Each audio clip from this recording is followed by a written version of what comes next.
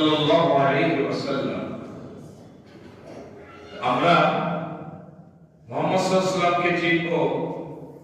আজকাল আমরা চিনতেছি দাড়ি যার বড়, টুপি যার বড়, পাঞ্জাবি যার বড়, পাগড়ি একটা পেছাবে, লোকজন বেশি দেখলে মনে হয় যে এই খুব মুহাম্মাদের অনুসারী নাকি।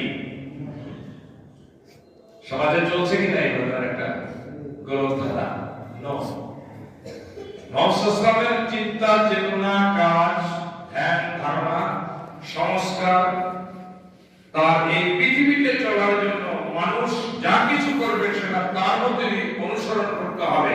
তিনি হলেন আমাদের একমাত্র the last prophet, the best prophet, Muhammad সাল্লাল্লাহু আলাইহি ওয়াসাল্লাম।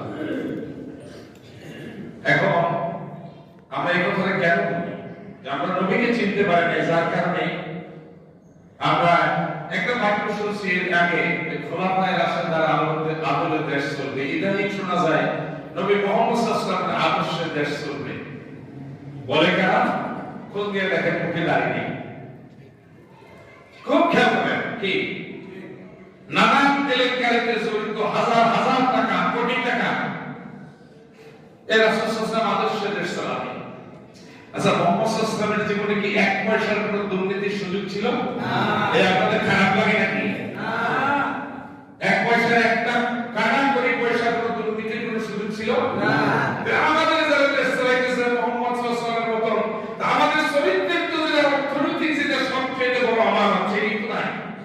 কথা ঠিক কিনা?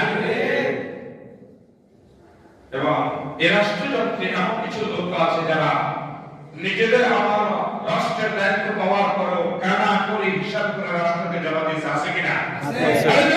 আছে কিনা? তারা কি চোরের মতো লেগে কাজ করছে না? হ্যাঁ, মাথায়